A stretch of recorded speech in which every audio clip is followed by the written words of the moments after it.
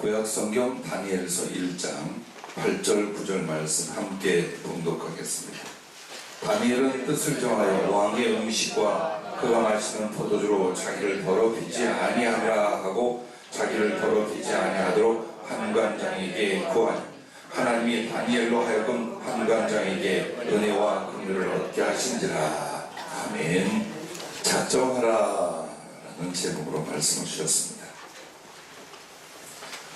오늘 본문 말씀을 보면 다니엘이라 하는 사람은 유다가 멸망하되 당시 신흥 최강국이었던 바벨론의 침공에 의하여 그들이 멸망을 합니다. 그리고 쓸만한 사람은 전부 다 포로로 잡아갔습니다. 포로로 잡아간 사람들 중에 또 청소년, 청년들을 뽑아서 한 3년간 교육을 시키고 그 사람들이 쓸만하면 관리로 등용을 하는 제도가 바벨론에 있었습니다. 근데 이 다니엘과 세 친구, 네 소년이 그 중에 뽑혔습니다. 어쩌면 출세의 가도가 될 수 있겠습니다만 이제 이 다니엘에게 신앙 양심에 크게 위배하는 일이 그 앞에 생겼습니다. 그것은 그들에게 왕이 주는 진미, 즉 왕의 상 위에 올라올 수 있는 음식을 그들에게 주었습니다. 최고의 대접이었습니다. 근데 이 좋은 고급 음식이 왕으로부터 하사될 때에 자기들의 신들께 제사를 지낸 제사 음식으로 나오게 되어 있습니다.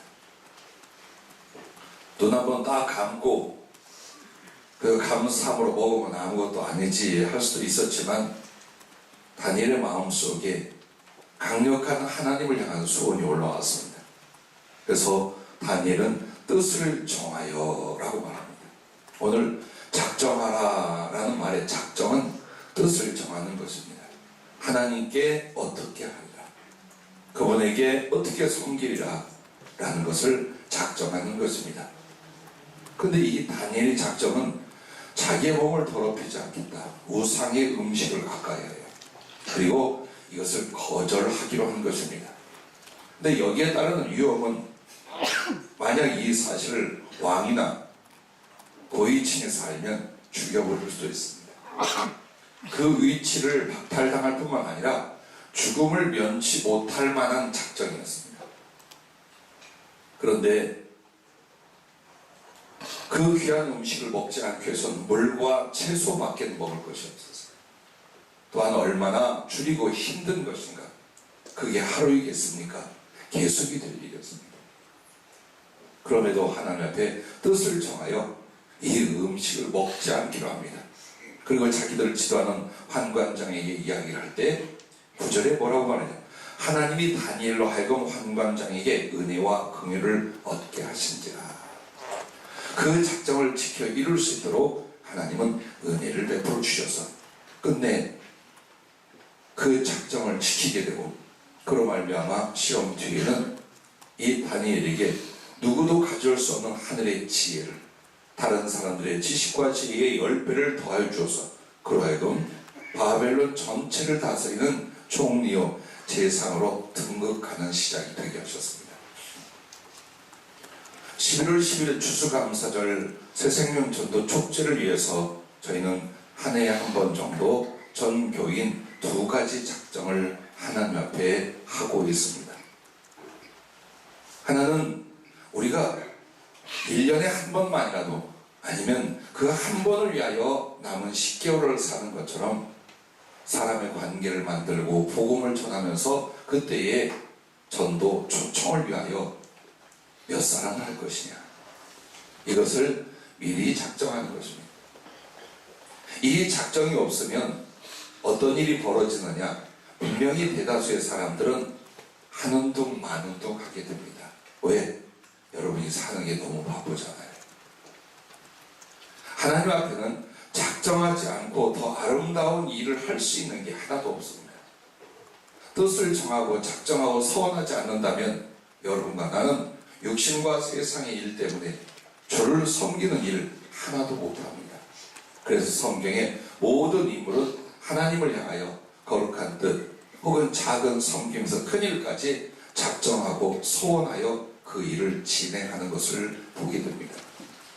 그러므로 여러분과 내가 정말 영혼들을 주께로 인도하며 죄수한 그들에게 한 번의 예배, 한 번의 복음을 듣게 하기 위해서, 혹은 더 크게는 예수님을 영접하고 성령을 받고 우리 교회에서 양육 그리고 주를 더욱 사랑하는 사람으로 세우게 하여 내가 몇 사람을 초청하겠다라는 각오와 작정은 요즘이 아니라 사실은 연초에 있었어야 합니다. 우리가 얼마나 하나님 앞에 아무렇게 사는가를 보면은 1년 내내 이 이야기를 해왔고 연초에 말을 했어도 사실 어떻습니까? 작정하는 주에 작정하는 용기와 결단내는 사람은 몇 명이 되지 않아요. 그런데 우리는 하나님 앞에 얼마나 많은 것을 구하고 얼마나 많은 것을 기대하는지요. 이런 이기심과 유선으로 살아가고 있습니다. 매 순간마다 자기를 헐고 깨트리는 것이 은혜임을 기억할 수 있기를 바랍니다. 또한 여러분과 내가 1년에 한 번 정도는 혹시 교회에 부족한 재정이나 혹은 이 행사를 위하여 섬기기 위한 물질에 대하여 헌금 작정을 같이 하고 있습니다. 오늘 여러분 지금까지 하신 분들도 있지만 또 마음속에 기도하며 준비하는 여러분들을 위하여 아마도 성령은 작정하라 이 말씀을 주셨다고 믿습니다. 그런데 이 일뿐만이 아니라 여러분의 인생에 있어서 하나님 앞에 평범하게 일상으로 살아갈 수 있고, 아니면 하나님 앞에 무엇을 계획하고 작정하고 소원하면서 그것을 이루어갈 수 있습니다. 이 두 종류는 어마어마한 결과를 가져옵니다. 나무나 질그릇으로 끝날지 은이나 큰 그릇이 될지, 하나님이 들었을 사람이 될지 하나님이 연단할 사람이 될지, 이 결정은 모두 다 어디에서 나옵니까? 거의 같은 신앙과 거의 같은 삶에서 나옵니다. 그런데 그 뒤의 결과가 하늘과 땅 차이가 나는 가장 큰 이유는 하나님께 작정하여 그것을 이루는 사람인지 혹은 되어지는 대로 살면서 기회를 보는 사람인지, 이것의 차이입니다. 두고 보십시오. 세월이 얼마나 빠른가 보십시오. 어린아이들이 청소년이 되었습니다. 초등학생들이 벌써 청년이 되었습니다. 이 말을 하는 나와 그 부모들은 살 만큼 살았습니다. 아니면 아니라고 하십시오. 이제부터 사는 건 부모님들은 덤으로 살고 계심을 기억하십시오. 다 끝났어요. 너무 욕심도 내지 말고 너무 애석해 하지 말아요. 이제부터는 정말 남은 인생 덤으로 살고 있다. 그러면 무엇을 위해 어떻게 살 것인가 한 번만이라도 작정할 수 있기를 바랍니다. 되는 대로 세월 보내고 그리고 하나님 앞에 아무것도 아닌 모습으로 두려움과 염려 속에 서 있을 것이냐, 주님을 향한 나의 사랑과 충성을 위한 작정을 위하여 그걸 이루려고 모든 마음과 힘을 쏟으며 구주를 향한 나의 사랑을 키워가며 하늘 뜻을 이 땅에서 이루고 떠나갈 것이냐, 그것이 매 순간마다 주님의 요청에 의하여 무언가를 작정하고 소원하는 일들입니다.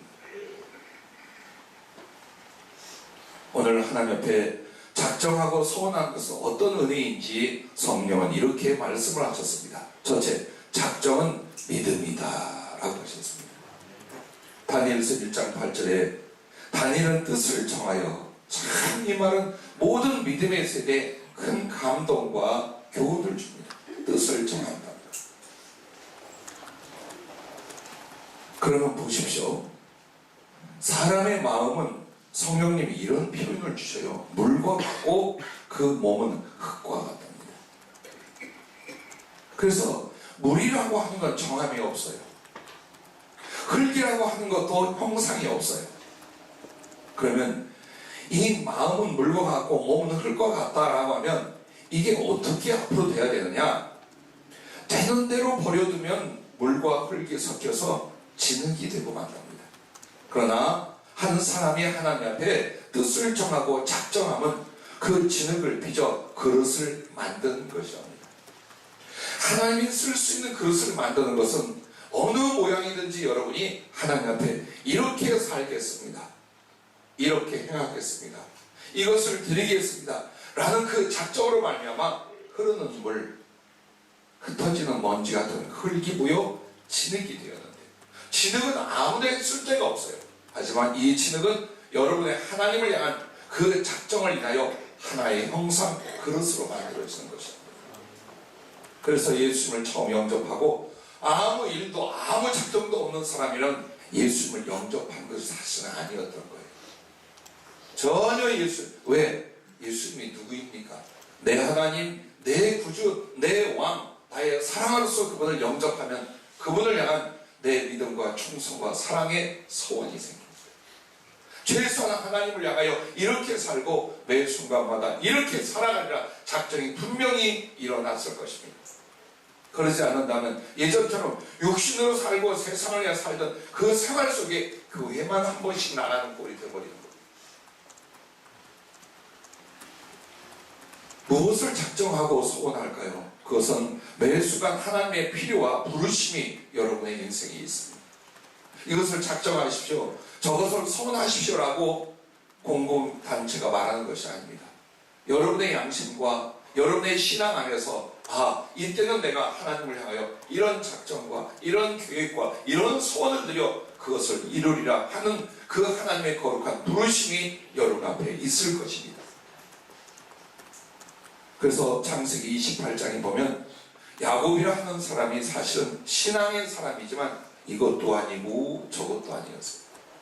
영적인 것도 사모하고 욕심적인 것도 욕심내고 하나님의 뜻대로 살고도 싶지만은 세상과 처지를 더 갈망하기도 하고, 그래서 마치 물과 흙에 섞인 진흙의 모습이었어요.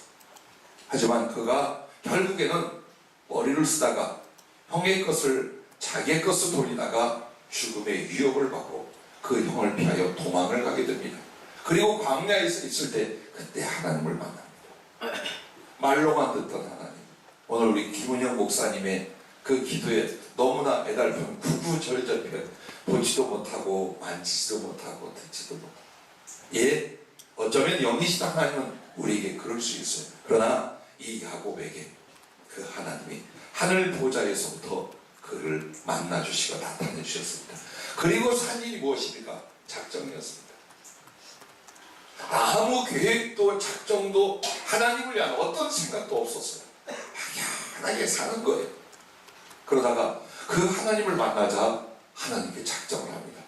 하나님이 나를 도와주시고 지켜주시고 그리고 내가 집으로 다시 돌아올 때까지 필요한 것과 물질 주시고 생명 지켜주시면 나는 하나님 앞에 이곳이 베델 하나님의 집이 하나님이 전이 되게 할 것이요, 당신 나의 영원한 하나님이 될 것이며 평생에 하나님의 11조를 구별해 드리겠습니다. 이 세 가지를 작정하지 않습니까? 그리고 그의 인생 20년, 30년 그리고 죽을 때까지 그는 그 작정에 대하여 큰 성장을 이루게 됩니다. 그것이 성경은 우리에게 무슨 교훈을 준다고 생각합니까? 하나님을 만나 이렇게 살겠다는 각오와 작정은 그를 엄청 성숙시키게 됩니다. 그러나 그저 되어진 대로 사는 사람은 마치 흘러가는 물처럼, 바람에 날리는 먼지처럼, 혹은 그것이 뒤섞인 진흙덩어리처럼 그 모습으로 살다가 끝난다는 걸 성경은 우리에게 말하고 있는 것입니다. 여러분, 하나님 앞에 작정합니다는 계산이 아니라 믿음입니다. 왜 우리가 하나님께 작정을 못하거나 안 하느냐? 계산을 하고 있습니다. 일용할 양식은 얼마큼 필요한데 나에게는 무엇이 있고 이걸 했을 경우 어떤 손실이 있으며 저걸 작정했을 경우 어떤 득이 있느냐. 이게 바로 변화되기 야곱의 모습이에요. 그리고 이 다니엘서에 나오는 것처럼 포로로 잡혀온 사람이 수만 명, 수십만 명이 넘었습니다. 그러나 모두 다 하나님의 뜻대로 살 작정을 했을까요? 모두 다 주님을 섬기고 사랑하기 위한 작정을 했을까요? 안 했어요. 어떻게 해야 생명을 부지하고 어떻게 여기서 살아남을 것이냐, 여기에 전전긍긍했지, 누군가가 나는 어느 순간에도 하나님을 이렇게 사랑하고 이렇게 섬기고 이렇게 살겠다는 작정이 없었습니다. 왜? 계산을 해야만 했어요. 여러분과 내가 초라한 신앙, 참 어설픈 인생이 뭔 줄 압니까? 계산을 하는 거예요. 믿음으로 그를 의지하지 못하고 더 큰 믿음으로 사랑하고 섬기려는 계획을 갖지 못하고 오늘 현실이나 생활이나 삶에 대하여 항상 계산하고 염려하고 걱정하고 아파하는 이 모습. 그러므로 하나님 앞의 작정은 이런 계산의 염려를 뛰어넘는 믿음이라고 할 수 있는 것입니다.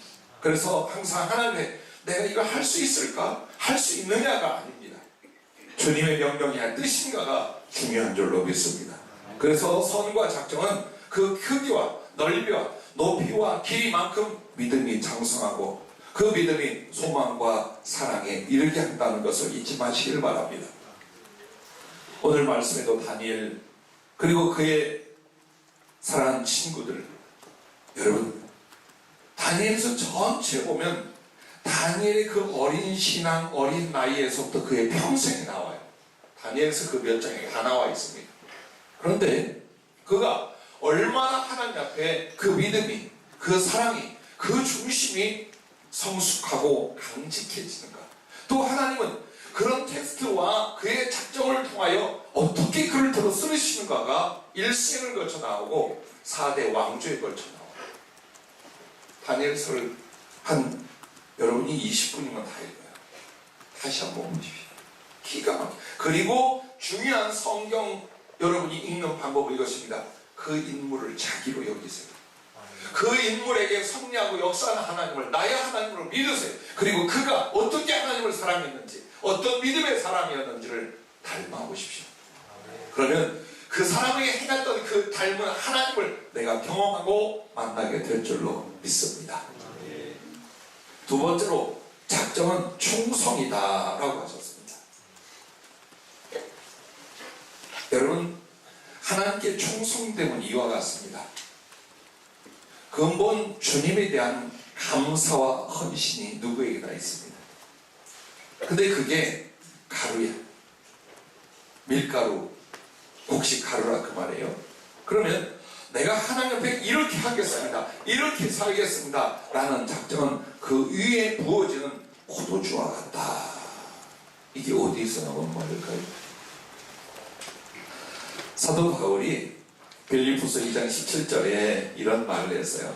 만일 너희 믿음의 재물과 섬김 위에 내가 나를 전제로 드릴지라도 나는 기뻐하고 너희 무리와 함께 기뻐하리니. 그 말은 빌립보 교회가 선교와 구제를 위하여 굉장히 많은 헌금들을 작정을 했어요.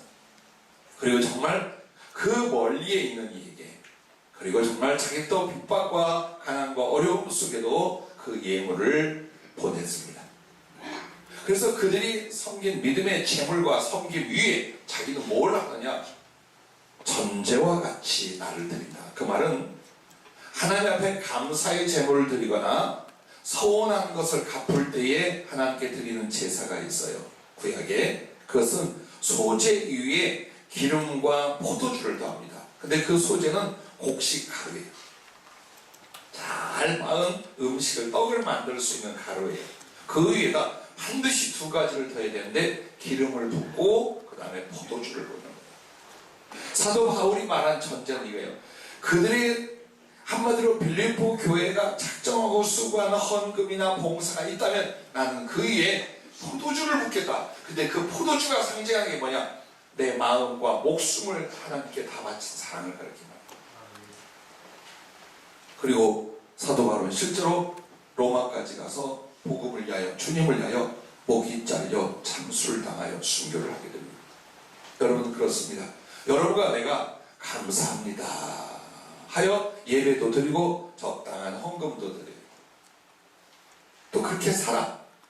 그러나 하나님 앞에 내가 이렇게 하겠습니다, 이렇게 섬기겠습니다, 이렇게 살겠습니다, 더 큰 작정을 하는 것은 거기에 무엇을 부어는 것 같냐?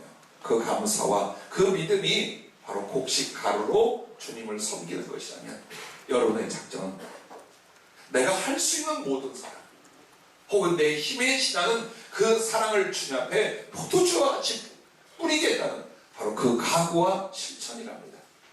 그래서 하나님께 관제 혹은 전제로 드려지는 건 바로 이것입니다.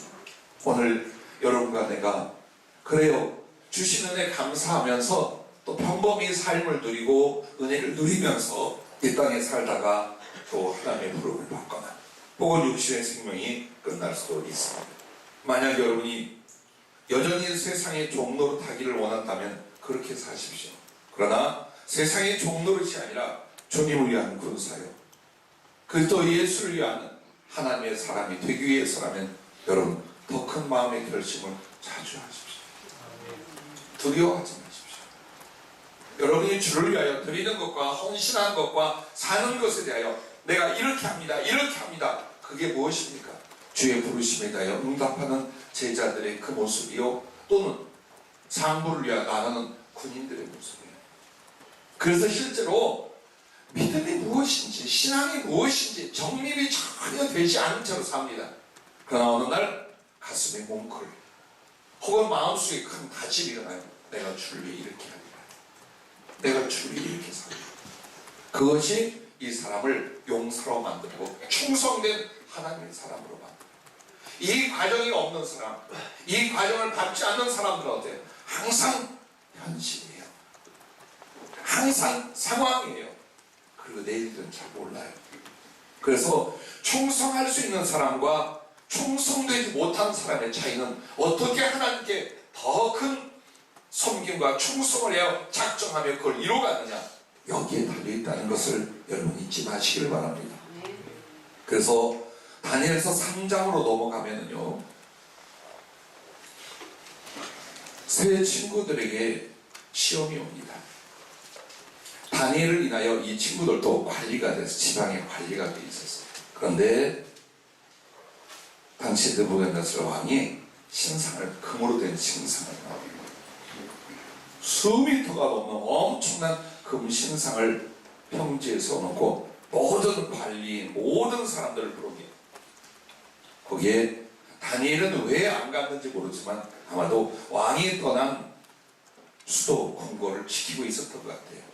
그리고 각 지방의 관리로 있던 세 친구는 거기에 참여를 하게 됩니다. 그런데 조건이 나팔 불고 수금을 타고 모든 일을, 찬양을 드릴 때에 전부 다 거기에 절을 하는 거예요. 그렇게 해서 전체가 절을 하고 있는데 몇 사람, 다니엘의 세 친구만 절을 하지 않고 바로 고발이 됩니다. 그런데 만약 그렇게 할 때는 풀무불에 던져버리는 거예요. 그 사실을 알고 풀무불에 던지겠다는 위협을 하는데 이 세 사람이 뭐라고 말하느냐, 7배의 풀무불을 뜨겁게 하고 거기다 불 속에 던지겠다. 그러나 만일 지금이라도 너희가 신상에 절을 한다면 없는 것처럼 해주겠다 라고 제안을 합니다. 하지만 사드락과 메삭과 아벤느고가 왕에게 대답하여 이르되, 느부갓네살이여, 우리가 이 일에 대하여 왕에게 대답할 필요가 없나이다. 왕이여, 우리가 섬기는 하나님이 계시다면 우리를 맹렬히 타는 풀무불 가운데서도 능히 건져내시겠고 왕의 손에서도 건져내시리다. 그렇게 하지 아니하실지라도 왕이여, 우리가 왕의 신들을 섬기지도 아니하고 왕이 세우시는 금신상에게 절하지도 아니할 줄을 아옵소서. 여러분 보십시오. 당신들이 세운 그 신에게 절하지 않았다고 불 가운데 던져 하나님이 지켜줄 거다. 큰 믿음이죠. 그런데 그 뒤에 뭐라고? 그리 아니하실지라도. 하나님이 나를 그 핍박 속에 처참하게 불타 죽도록 내버린다 할지라도 우리는 하나님만 섬기고 절대로 신상 앞에 절하지 않습니다. 얼마나 멋진 말이냐. 여러분, 이게 충성입니다. 여러분과 내가 어떤 조그만 일을 하고 어떤 직분을 갖고 그것이 충성이 아니에요. 자, 그들은 이미 작정했었어요. 그리고 그 생명을 잃어버릴, 그것도 인간의 가장 큰 두려움과 고통이 되는 불에 쳐넣어져서 죽는 죽음이에요. 그 앞에서 그들은 뭐가 필요했습니까? 작정과 서운이 필요했습니다. 죽인다고 해도 하나님 배반 안 한다. 죽인다고 해도 위선으로 갖다 절하고 생명 구원하지 않는다. 하나님이 지켜줄 거다. 근데 만약 그분이 안 지켜줘도 우리가 믿는 하나님을 위하여 기꺼이 이 생명을 던지겠다. 여러분, 짧은 시간 같지만 그들은 이미 일생을 작정했고 또 한 번 그 순간에 다짐하고 서원을 했어요. 과연 하나님께서 어떻게 했습니까? 풀무불 가운데, 즉 용광로, 쇠를 녹이는 용광로예요. 거기다 집어넣었습니다. 그때 주님께서 그들과 함께 계신 것을 믿으시기 바랍니다. 깜짝 놀라 세 사람을 던졌는데 네 사람이 같이 있어요.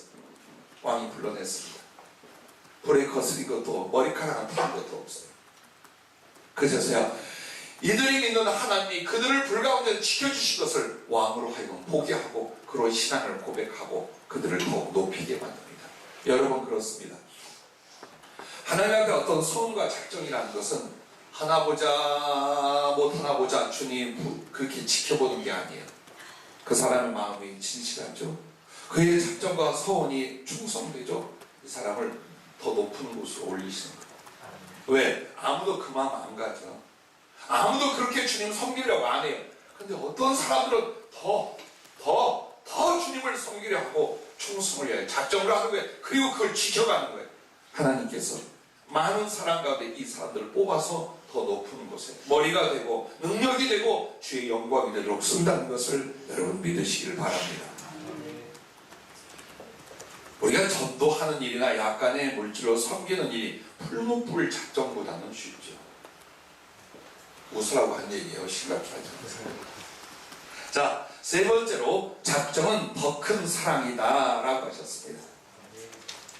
다니엘서 6장 10절부터 11절에 보면 다니엘이 또 시험에 들게 됩니다.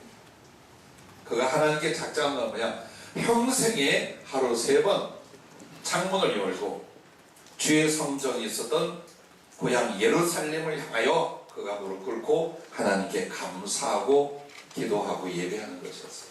물론 그래서 그는 몰래 숨어지 않고 창문을 열었다고 나옵니다. 자, 근데 이제 문제는 뭐냐면 이 다니엘이 여러 왕조를 거쳐서 총리 3사람을 세우게 됐어요. 다리오라는 왕이 들어와서 총리 3을 두었는데 전국에 그때 바벨론 그 바벨론 이제 페르시아 제국으로 넘어갈 때죠. 그때 총리 3을 두었는데 제일 민첩하고 지혜로워요. 왕에게 가장 충성돼 이 다니엘이. 그래서 왕이 이 나라 전체를 이 다니엘에게 맡기려고 했어요. 그러자 나머지 총리와 여러 관리들이 시기에 불을 끌어올라요. 그래서 이놈을 어떻게 우리가 죽이든지 제거를 했는데 아무리 국사에 대하여 찾아보고 흠이 하나도 없어요. 그런데 한 가지가 있어요. 그는 매일 그 나라와 그 나라에 섬기는 신이 아니라 여호와라는 신, 하나님이라는 신, 예루살렘에 있는 신을 대하여 항상 경배하고 감사하고 예배를 드립니다. 자, 요걸로 트집을 잡자. 그래서 왕에게 가서 소위 알랑방구를 깁니다. 그게 뭐냐? 왕이요, 30일 동안만 모든 기도와 간구는 왕에게만 하고 만약 다른 신이나 어떤 누구에게도 기도하거나 할 경우 사자굴에 쳐 넣어버리기로. 그래서 나라의 기강을 왕을 중심으로 다시 만들지요. 그 간언을 왕이 좋게 해요. 그렇게 하자 하고 법령을 만들어 도장을 빡 찍었어요. 자, 그리고 기다렸다가 그렇게 왕의 조서가 내려왔고 도장이 찍힌 걸 알면서도 그게 작정인 거예요. 처음부터 작정이요. 또 한번 사자굴에 먹이로 던져줄 위기 앞에서 다니엘은 뭐 어때? 이랬겠어요. 얼마나 굳은 결심과 작정이 있습니까? 죽으면 죽어. 그리고 그날도 창문 제껴놓고 예루살렘을 향하여 무릎 꿇고 두 손 들어 하나님께 감사하고 기도하고 예배를 드렸어요. 바로 고발되었어요. 왕이 아무리 살리려 해도 한번 법령으로 정하고 도장을 찍었기에 이 다니엘은 사자굴에 던져졌죠. 그러나 그 사자들이 전혀 해를 입히지 못합니다. 그리고 다음날 다니엘은 멀쩡해서 나옵니다. 이 일을 인하여 그 다리오 왕이 계획을 꾸민 이 사람들을 전부 다 집안 전체를 사자굴에 던져놓은 겁니다. 그리고 하나님을 찬양하고 하나님을 믿고 하나님을 믿을 수 있도록 선포하는 일이 다니엘서에 나옵니다. 여러분, 그렇습니다. 매번 작정할 때마다 참 위기가 있어요. 그러나 그 충성됨을 인하여 그 주님을 더 사랑하는 일들을 인하여 어떻게 되느냐? 주님은 다니엘과 그 친구를 더 높은 곳으로 세웁니다. 어마어마한 사람들이 되도록 하나님이 축복하시고 그들을 들어 세우는 것을 보게 됩니다. 자, 주님을 향한 여러분의 보통 사랑이 포도라면요, 서원과 작정은 포도주가 되게 하는 것입니다. 결국 달고 그 향이 깊고 맛이 좋은 포도주는 어디에서 나오냐? 주님을 향한 더 큰 사랑을 위한 작정. 항상 보세요. 무언가 작정하고 서원할 때는요, 더 사랑하기 위해서 하는 거예요. 그냥 필요해서 남들이 하니까가 아니에요. 한번 보세요. 살아온 세월 앞으로 살 동안 내가 주님을 위해 이걸 하겠습니다. 주님을 위해 이렇게 드리겠습니다 할 때는 반드시 이게 있어요. 지금보다 더 큰 사랑을 위해. 그래서 작정하게 되는 거예요. 그래서 내가 일반적으로 주님 좋아 주께서 하는 거는 포도송이가 맺히는 거라면, 내가 주님을 위하여 이것을 드리고 이렇게 살겠다는 작정은 그것을 짓이겨서 저장하여 발효된 포도주가 되게 하는 거랍니다. 여러분과 나 주님을 사랑하는 방법은 하나밖에 없어요. 더 수고하는 거예요. 더 드리는 거예요. 더 어떻게 살겠노라 작정하는 거예요. 그걸 통해 충성되는 사람이 되고 사랑을 이루는 사람이 되는 것을 믿으시길 바랍니다. 여러분과 내가 또한 보세요. 영혼을 구원하고자 작정하고 또 그 섬김을 위해 헌금을 작정할 때에 여러분 이 과정을 지나게 될 거예요. 바리새인 시몬을 지나 주님과 함께 있었던 주의 제자들을 지나 옥합을 깨서 향유를 붓던 막달라 마리아의 뜨겁고 깊은 사랑으로 성화될 것이다. 그 얘기입니다. 예수님이 한 사람의 초청을 받고 그 집 잔치에 참여했어요. 이 사람은 바리새인 시몬 혹은 문둥이 시몬이라고 해요. 아마도 문둥병에 걸렸을 때 주님께 치료를 받은 사람인 것 같아요. 그가 잔치를 배설하고 예수님을 초청하고 제자들이 함께 왔어요. 근데 이 사람이 분주해서 그랬는지, 그건 예수께 대한 별 존경심이 없는지, 유대인들이 손님을 초대하면 그 손님에 대한 사랑과 존경을 표현하는 세 가지가 있어요. 그 중에 첫째가 집에 들어오기 전에 발을 씻어주는 거예요. 종들로 하여금 발을 씻든지 아니면 물을 줘서 자기가 씻든지, 더 귀한 건 주인이 직접 손님의 발을 닦아주는 거예요. 그리고 입 맞추어 인사하는 거예요. 그리고 나서 상석에 앉힌 뒤에 그에게 기름을 붓는데, 향유, 비싸고 향기로운 걸 부을수록 그만큼의 존경과 접대를 상징하는 거예요. 이 세 가지는 반드시 해야 돼요. 그러나 예수님을 모셔놓고 전혀 그렇게 안 했어요. 자, 정말 주님이 만왕의 왕이요, 만주의 주요, 구원의 하나님이요, 심지어 문둥병도 고쳐주신 주님이라면, 여기에 대한 믿음과 사랑이 있다면 그렇게 못하지요. 그래서 예수님을 알고 인정하고 은혜를 입었던 이 바리새인 시몬이 예수님을 사랑하는 내용은 무엇이었습니까? 자기 집에 초청해놓고 몰라라는 거예요. 마치 예수님을 내 구주로 영접합니다 해놓고 그냥 자기는 자기만 위해 살았고, 내 안에 예수님이 계신지 안 계신지 신경도 쓰지 않은 현대 교인들처럼, 이게 바리새인 시몬의 모습이에요. 자, 어쨌든 주님을 위해서 주님이 가는 곳마다 따라갑니다 하고 제자들 왔어요. 그러나 주님이 이렇게 홀대받는 것에 대해서 어떤 의문도 일으키지 않고, 자기들이 나서서 주님께 더 어떤 섬김도 드리지 않고 가만히 먹을 것 챙기고 있었던 게 주님의 제자예요. 바리새인 시몬보다는 주님을 더 사랑하는 사람이 할 수 있겠죠. 그러나 오늘 이 자리에서 주님은 무엇을, 어떤 사랑과 존귀를 받으셔야 되느냐? 귀신 들려 미쳐 버려졌던 한 여인이 예수님이 고쳐주심으로 살아났어요. 그래서 언제나 먼 발치에 예수님이 가는 곳마다 따라간다. 그날 예수님이 그렇게 홀대 당하는 걸 보고 이 여인은 작정을 합니다. 집에 가서 최고의 고가의 향유 옥합을 가지고 와서 그것을 깨서 예수님 발에 붓습니다. 물로 발을 씻는 대신 자기의 눈물로, 자기의 머리털로 그 발을 씻겨내고 향유를 붓고, 그리고 그 발에 입맞추기를 쉬지 않으면 끝없이 통곡하고 있습니다. 남들이 뭐라고 할 때 주님이 다 한마디했습니다. 저의 사랑함이 많으니라. 여러분 보십시오. 그 사건이 있기 전에보다도 그렇게 작정하여 실행하고 난 뒤에 이 막달라 마리아는 성경에서 뭘 보여주는가를 보십시오. 예수님을 어느 제자보다도, 예수님을 어떤 은혜를 입은 사람보다도 더 사랑하는 여인으로 성경은 말하고 있습니다. 그렇게 된 거예요. 오늘 여러분과 내가 밋밋하니 적당한 선에 있다가 정말 주님을 위하여 내가 이렇게 살겠노라, 이걸 드리겠노라 라고 할 때 여러분은 바로 이 위선적인 과정, 이 형식적인 과정을 지나 그렇게 뜨겁고 깊은 막달라 마리아의 깊은 사랑으로 성화되리라는 주의 말씀을 사모할 수 있기를 바랍니다. 마지막 네 번째는 작정은 하나님이 이루게 하신다. 한마디로 전도와 그 섬김의 작정은요, 주님이 정말 기뻐하는 것이에요. 여러분 아무리 말을 해도, 무엇을 여러분에게 말씀으로 교훈을 해도, 1000번 만번을 해도 부족한 것이 바로 섬김과 영혼 구원입니다. 어쩌면 우리 교회는 불충이에요. 1년에 한 번이 뭡니까? 지금 말하면 1년에 한 번이 뭡니까? 그것도 막 힘들어하는데, 하지만 이런 기회를 통해서 여러분과 내가 어떻게 영혼을 주께로 인도하고 또 그 섬김을 위하여 어떤 작정을 주님이 기뻐함을 따라서 한번 보십시오. 주님이 과부의 두렙돈을 왜 그렇게 칭찬을 하셨습니까? 그 두렙돈은요, 라면 2개 정도 사 먹을 값이에요. 환산을 해보니까 라면, 그것도 고급 라면 말고 저 삼양라면이나 이런 그 한 2개 정도 사. 그게 그의 생활비. 자식들이 기다리고 배고파 울고 있는 아이들 위하여 하루 장사했는데 그것밖에 소득이 없었어요. 그런데 하필이면 하나님께 드리고 싶은 작정이 일어납니다. 그래서 그걸 들고 성전에 가서 몰래 드리고 있는데 예수님이 하필이면 그때 그걸 봤네.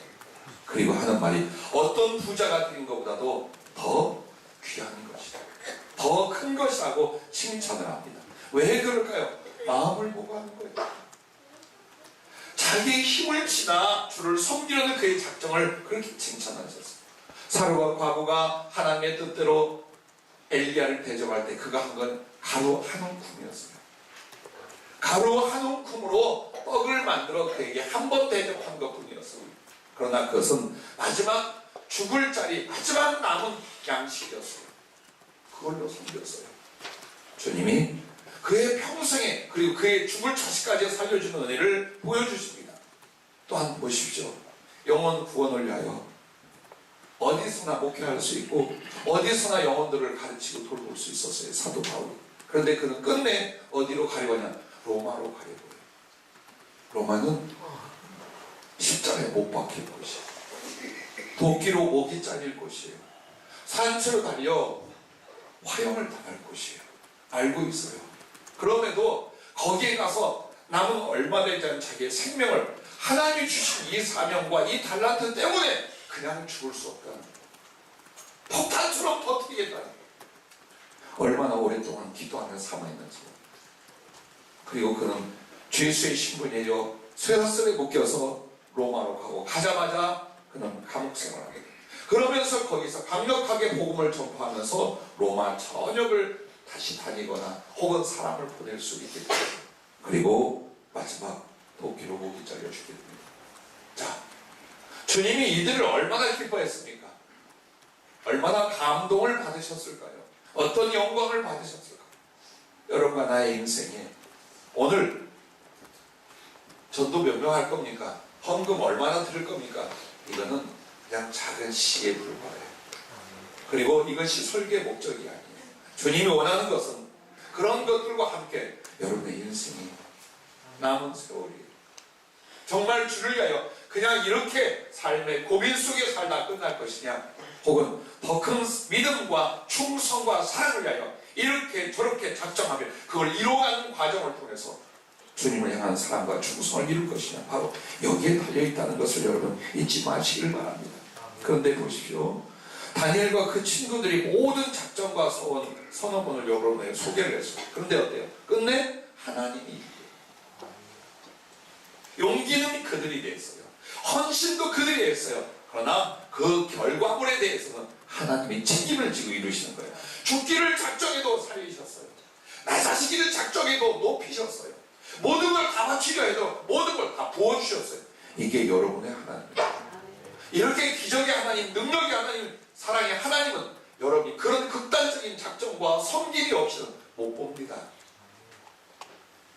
내가 하나님을 향하여 그렇게 인색하고 하나님을 향하여 그렇게 대충 사는데 하나님은 나에게 기적의 하나님, 능력의 하나님, 모든 걸 다 이루시는 사랑의 하나님으로 나타내실 수가 없어요. 왜? 하나님은 어떤 분이냐?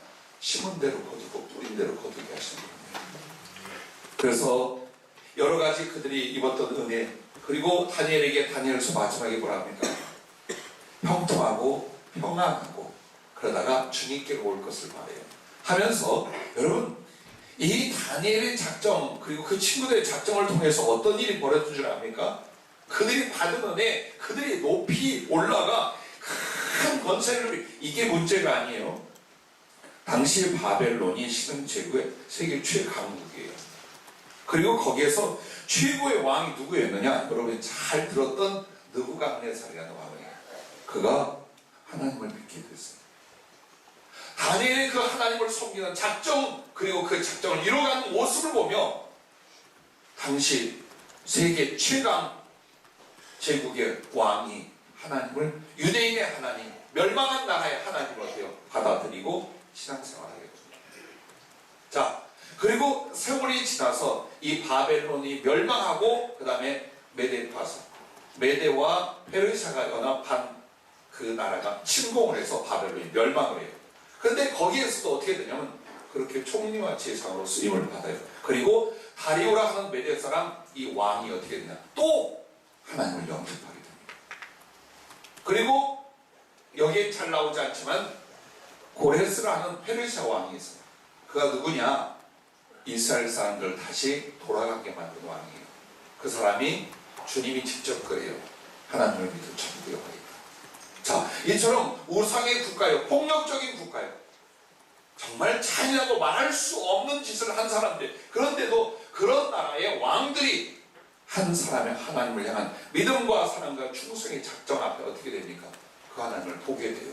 그 하나님 앞에 무릎 꿇고 그 하나님을 믿고 섬기고 그리고 천국에 선포하는 일이 벌어졌어요. 다니엘서는요, 다른 게 아니에요. 기적의 하나님, 능력의 하나님, 그보다는 이 다니엘의 선과 작정과 충성을 인하여 예수 그리스도를 전파한, 하나님을 전파한 전도서예요, 사실. 그렇습니다. 오늘 여러분과 나에게 1000번, 10,000번을 말해도 어떻습니까? 정말 하나님과 나 사이에서 우리의 신앙이 무엇이고 주님을 위해 사는 게 무엇입니까? 복음을 전하는 것과 섬기는 것이에요. 그래서 그것을 작지만 내가 하나님께 이렇게 해보겠습니다. 이게 얼마나 아름다워요. 모두 다 동참할 수 있기를 바랍니다. 여러분이 어떻게 생각할지 모르지만 어떤 바보 같은 사람 이야기 하나, 저희 교회가 넉넉하진 않아요. 그러나 담임 목사 주의 좀 섬기려고 참 애를 많이 했어요. 근데 실제로 우리는 이것저것 다 제하면 생활비가 30만 원 가지고 살아야 돼요. 그거는 없어요. 그러니까 한 달에 한 30만 원 가지고 모든 일을 다 해결을 해요. 근데 작년에 저희 집 살림을 운영하는 사람이 한 달 생활비 전체를 작정해서 해버렸어요. 그것도 나랑 의논 안 하고. 그래서 성질을 팍 했어요. 왜 성질을? 나랑 의논 안 하지. 내가 뺏긴 것 같더라고요. 섬길 수 있는 기회를 뺏긴 것 같아요. 그리고 올해도 주님이 그건 할 수 있도록 하셨어요. 왜 여러분에게 그런 이야기, 저런 이야기를 하느냐? 사실 보세요. 우리가 얼마나 형식적인가, 얼마나 삶을 염려하고 살아가는가. 여러분, 그렇지 않아요. 나 어려서 주님께 내 목숨 바칠 때니까 어머니가 우리 형제들 살려달라고 했어요. 그 작정대로 어머니부터 누님들까지, 형님들까지, 그 조카들까지 전부 다 거듭나고 변화될 겁니다. 여러분 마음속에 무엇이 두려워? 어떤 게 믿음이고 어떤 게 사랑이고 충성이고 있습니다. 내가 전도한 사람 중에 처음 주님을 만났을 때 옆에 조그만 식당을 하는 아주머니가 있었어요. 알고 보니까 국민학교 때 짝이었는데 이 아이가 폭탄 사고로 죽었어요. 폭발물을 터져가지고. 근데 그 엄마예요. 이름도 안 잊어요. 방기옥이. 4학년 때 친구였는데. 근데 그 엄마가 우리 집 옆으로 이사와서 조금, 그것도 저희 집하고 장사하는 제목이 똑같아요. 이건 완전 경쟁 상대예요. 이 동네에 있어서는 안 될 집이야. 이 집이 문 닫든지 우리가 이사를 가든지 똑같은 품목, 똑같은 내용이에요. 김치찌개 빈대떡. 근데 그때 예수님을 알고 이분에게 전도를 했어요. 그런데 그분이 예수님을 영접하고 어떤 일이 벌어졌냐. 그 뒤 저는 인천으로 나와 신학을 하고 주의종으로 준비를 하고 수년 동안 보지를 못했어요. 그러다가 인천 어느 길가에서 다리를 절며 몸 반을 못 써요. 중풍으로. 그 아주머니를 만났어요. 나를 붙들고 크게 울어. 예수님 영접하고 그리고 이렇게 몸이 힘들지만 예수님에 대한 사랑과 소망으로 견디고 이기고 살아가느라고 전도해줘서 고맙다고 그러면서요 만나자는 약속을 해 다시. 그래서 며칠 뒤에 그분을 만났어요. 그랬더니 10,000원짜리 꼬기작 한 거 5장을 이렇게 잘 펴가지고 다리를 절며 내게 가지고 왔어요. 그리고 하신 말씀이 전사님 나중에 목사 안수 받을 때에 목사님 가운 이거를 하세요. 어림도 없어요. 5만원 거 아무리 옛날이라도 5만원 가지고 안 돼. 근데 이분이 그러죠. 그러니까 딴 거 같으면 거절할 것 같은데 목사 가운을 꼭 해주겠다. 받았어요. 그리고 마지막 축복기도 해주고 이 양반은 하늘나라로 가셨어요. 근데 그 뒤에 이분 이 마음의 작정이 어떻게 이루어진지 압니까? 총시 신대원을 졸업할 때에 원우회에서 어디를 이렇게 작정해서 연결했는데 거기서 너무너무게 졸업가운을 싸게 줬어요. 얼마에? 5만 원에. 그건 있을 수 없는 일이었어요. 나는 얼마나 충격을 받았는지 몰라요. 그리고 다른 거 안 했어요. 그 졸업할 때 입었던 가운을 가지고 목사 안수 받을 때 그걸 입었어요. 일부러 안 하고. 왜? 그분의 소원이었기 때문에. 그리고 주님은 작게 보이지만요 내 평생 잊지 못할 그 작정을 이루게 하신 모습을 기억을 해요. 그분이 드렸던 그걸 가지고 정말 목사 안수 받을 때에 가운을 해서 입었어요. 작은 에피소드 같지만 나는 그 마음 또 그걸 이루게 하시는 하나님의 섭리를 오랜 세월을 거쳐보았습니다. 여러분과 나 앞으로도 그래요. 앞으로도 거룩한 충동이 일어날 겁니다. 거룩한 요구가 여러분에게 일어날 겁니다. 영혼을 구원하라고 혹은 물질이나 섬김으로 영혼들에게 사랑을 나누라고 그때 피하지 마십시오. 형편이 어렵다고 힘이 들다고 피하지 마십시오. 그 기회 봐주지 않습니다. 그리고 그 작정을 통하여 여러분의 믿음과 사랑과 충성을 표현하십시오. 하나님이 그만큼 여러분을 키우실 것이며 부어주실 것이며 그 작정보다 더 아름다운 것을 이루게 하실 줄로 믿습니다.